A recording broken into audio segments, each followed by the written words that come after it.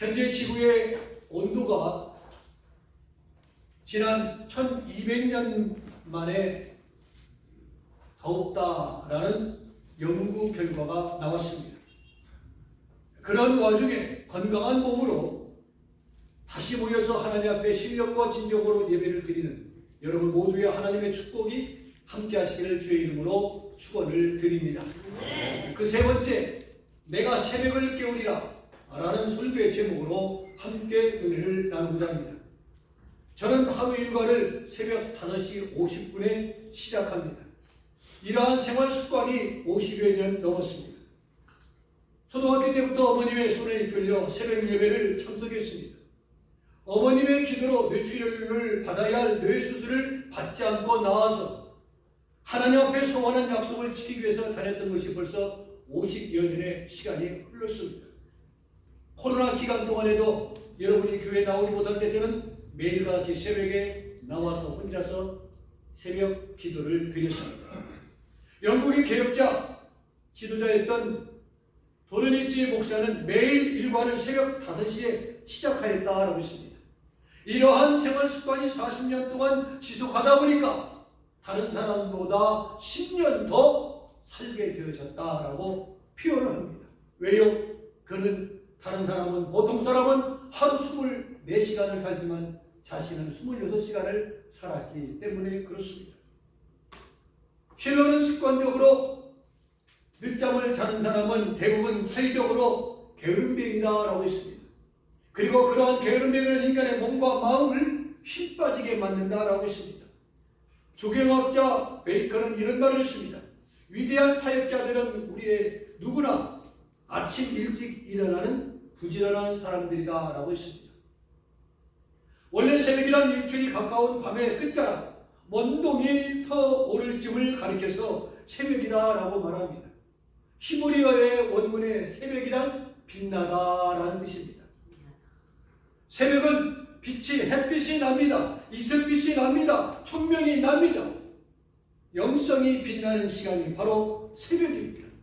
빛나다라는 반대가 뭡니까? 어둡다라는 것입니다.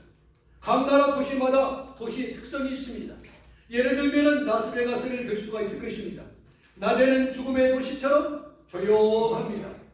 그저 숨소리도 나지 않을 정도로 조용합니다. 그러나 밤이 되면 조명이 살아납니다. 사람이 살아납니다. 환상과 환락과 도박이 살아납니다. 강도도 마피아도 낮에는 잠자고 저녁이 되어야 활동 시간이 되는 것을 보게 되어집니다. 동경의 신축구도 마찬가지입니다. 낮에는 늦잠을 자고 쉽니다. 그러나 밤이 되면 식당도 유흥업소도 상가도 술집들도 일제히 문을 열기 시작을 한다고 합니다. 그리고 새벽까지 흥청거리다가 크리스찬들이 새벽 예배를 드리기 위해서 나서면 그들은 잠자러 들어갑니다. 하나님의 창조 질서를 보면 밤과 낮을 구분했습니다.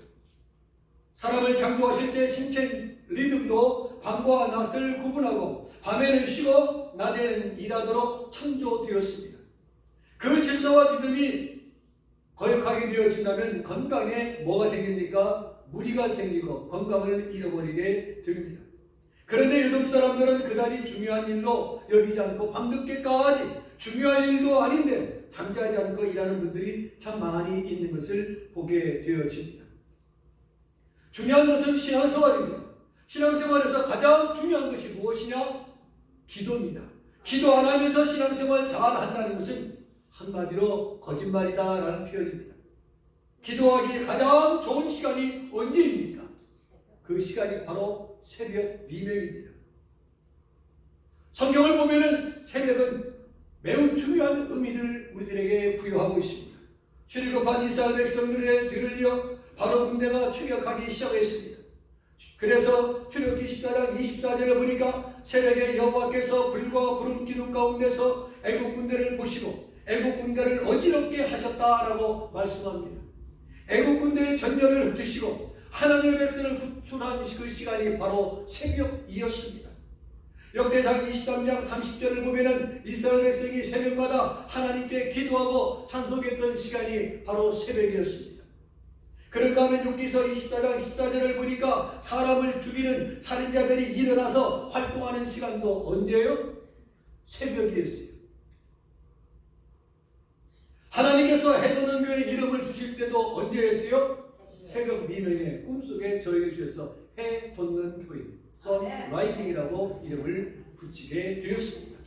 시편 46편 5절을 보면 새벽에 하나님이 도우시리라.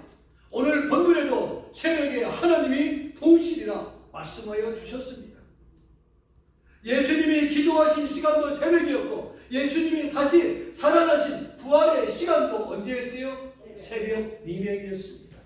대한민국의 전쟁이 일어난 시간도 언제였어요? 주일 새벽 미명이었습니다. 그때가 잠자는 시간이거든요. 정말 깨어있지 아니하면 우리의 귀한 것을 빼앗길 수밖에 없는 시간입니다. 기독교와 새벽은 뗄래야 뗄 수가 없습니다. 새벽 기도 못하면 신앙생활도 목회도 힘듭니다. 어렵습니다. 불가능합니다. 오늘 본문에 보면 다윗 왕도 새벽의 사람이었습니다. 그러기에 그는 본문 2절에 뭐라고 했어요? 비파야 수금아 깰지어다 내가 새벽을 깨우리다라고 말씀하고 있음을 여러분 기억하십시오. 다윗 왕은요, 왕이 되기 전에 베들레헴에서 양을 치던 목동이었습니다. 양은 본래 야맹증이 있어서 어두워지면 움직이지 못합니다. 바보 중에 천치가 바로 양입니다. 그래서 목자들은 해가 지기 전에 양들을 모아 우리로 인도해 주고 다음날 아침 해 뜨기 전 이른 아침에 다시 일어나 양들을 풀밭으로 인도해야 합니다. 해 돋는 아침에 양을 데리고 나가야 합니다. 만일 그때 목자가 게을러서 늦잠을 자게 되어지면 이슬맞은 촉촉한 꿀을 양떼에게 다른 양떼에게 빼앗기기 때문에 내 양은 굶어 죽고 마는 것입니다. 그러기에 목자는 부지런해야 하고 아침 일찍 일어나야 합니다. 새벽을 깨우지 못하면 양떼가 좋은 꿀을 먹지 못하기 때문에 그렇습니다. 다윗은 훌륭한 목자였습니다. 그는 매일 새벽마다 일찍 일어나 하나님께 기도하고 하루 일과를 시작했습니다. 그의 주특기가 무엇입니까? 수금 연주였습니다. 그는 매일같이 일찍 일어나면 수금을 연주하곤 했습니다. 그의 수금 연주 소리는 아름답게 울려 퍼지고 잠든 사람들을 깨우곤 했습니다. 한국에 사라진 게 있습니다. 무엇이 사라졌습니까? 한국의 종소리가 사라졌습니다. 종소리가 사라지니 무엇이 없어집니까? 종탑이 없어졌습니다. 지금은 종을 치는 교회가 없습니다만 옛날에는 교회마다 예배 시간을 알리는 종을 쳤습니다. 새벽 4시 30분이면 초종을 치고 5시면은 재종을 쳤습니다. 교인뿐만 아니라 온 동네 사람들이 그 종소리를 시계로 삼아 잠에서 깨어나 일을 시작합니다. 주일이면 10시에 초종을 치고 11시에 예배 시간을 알리는 종을 쳤습니다. 그러나 지금은 시계가 보편화되었을 뿐만 아니라 수면 방해죄로 주민들이 고소하기 때문에 종치는 소리가 사라져 버린 지 꽤 오래되었습니다. 정확하게 표현하면 교회의 종소리가 없어졌습니다. 특별히 새벽 종소리가 없어졌습니다. 교회 종을 치면 소음죄로 인하여 6개월 이하의 징역과 200만 원 이하의 벌금을 내게 되어 있습니다. 새벽마다 불 꺼진 교회는 부흥할 수가 없습니다. 기도가 이렇게 중요하구나 라는 것을 새삼 느끼게 되어짐을 보게 되어집니다. 사랑하는 성도 여러분, 우리는 깨어 기도해야 할 줄로 믿습니다. 역사는 하나님이 하시는 줄로 믿습니다. 새벽에 깨어서 무엇을 해야 합니까? 첫째로 감사하며 찬양해야 합니다. 오늘 본문 3절을 보면은 여호와여 내가 만민 중에서 주께 감사하고 묻 나라 중에서 주를 찬양하리라 하십니다. 다윗은 새벽에 깨면 감사 기도를 드리고 비파와 수금으로 주를 찬양하겠다고 했습니다. 하루 일과를 감사와 찬양, 기도와 찬성으로 시작해야 한다는 말씀입니다. 밤새도록 술독에 빠져 허우적대다가 아침에 잠에서 깨어난 사람이 어떻겠습니까? 속이 쓰리고 골치가 아프고 입이 껄끄럽고 정신은 몽롱합니다. 그래서 냉수를 마시고 해장국으로 속을 풀이하는 사람과 새소리와 함께 잠에서 깨어나 신선한 새벽 공기를 마시며 교회에 나와서 감사 찬송을 드리는 사람과 비교할 때 누가 더 행복하겠느냐 생각해 보시기 바랍니다. 새벽마다 그리스도 천문대에 올라가 그 옆에 있는 들산인 마운트 헐리웃에 올라가 야호하고 소리치는 사람과 새벽마다 주님의 전에 나와 주여하고 소리치는 사람과 비교한다면 누가 더 멋진 사람이겠느냐. 두 가지 다 하면 행복하겠지요. 더 좋겠지요. 하는 사람이 있어요. 이상민 권사님. 새벽 예배 드리고 바로 그리스도스파 가서 야호하는 사람. 교회 안으로 가서 야호하는 사람보다 나와서 하나님 앞에 인사드리고 가서. 그 대답은 여러분의 몫입니다. 우리는 새벽마다 주님께 감사하고 찬양해야 할 줄로 믿습니다. 둘째로 기도해야 합니다. 본문 6절에 보면 새벽을 깨우는 다윗의 기도가 적혀 있습니다. 주께서 사랑하시는 자들을 건지시기 위하여 우리에게 응답하사 오늘 오른손으로 구원하소서 했습니다. 여기서 응답하옵소서, 오른손으로 구원하소서.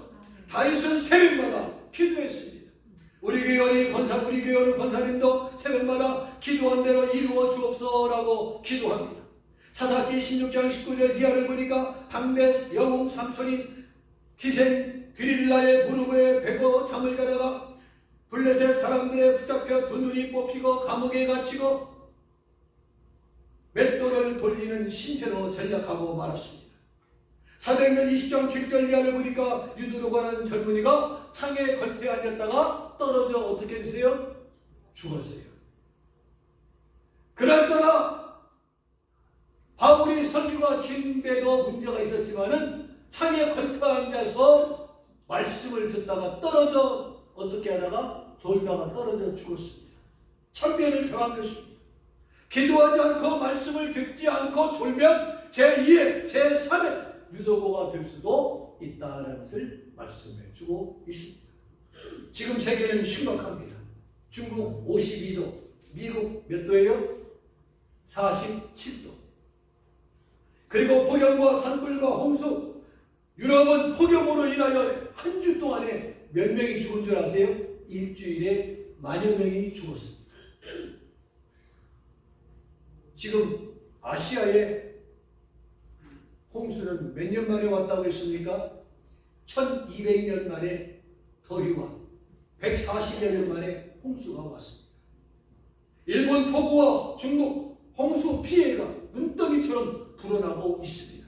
중국 남부 장시성에서 수도 베이징까지 물폭탄을 맞아 심각한 지경에 이르고 있습니다.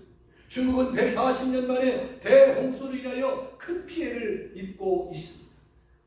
독수리라 불리는 태풍이 중국과 일본 열도를 휩쓸어 엄청난 재난을 당하고 있습니다. 태풍의 위력은 대단합니다. 수백 명이 밀어도 꼼짝하지 않는 보잉 747 비행기도 삽시간에 뒤집어 버리고 대형 트럭도 하늘로 날려버립니다. 여기 자연의 놀라운 조화와 섭리가 우리들에게 교훈하고 있습니다. 허리케인이나 토네이도나 독수리 태풍보다도 더 크고 강한 시험이나 환난의 바람에 막힌 것이라 할지라도 물리칠 수가 있습니다. 무엇이? 기도인 줄로 믿습니다. 기도하면 시험도 위험도 위기도 실패도 극복할 수 있는 줄로 믿습니다. 말씀을 마칩니다. 새벽은 성령이 역사하는 시간입니다. 새벽은 찬란한 태양이 떠오르는 시간입니다. 선라이즈, 선셋이 아닙니다. 해 떨어지는 교회가 아니라 무슨 교회? 해 뜨는 교회, 선라이즈입니다. 해 돋는 교회는 잠잘 시간이 없습니다.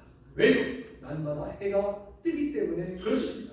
새벽을 깨웁시다. 새벽에 기도합시다. 체질을 바꿉시다. 습관을 고칩시다. 우리 교회는 매일 새벽 6시에 새벽 예배가 있습니다. 함께 기도로 하루의 문을 여는 습관을 키울 수 있는 저와 여러분이 되시기를 바라며 함께 오늘 집을 나서기 전 찬송으로 오늘 이 설교를 마무리 지으려고 합니다.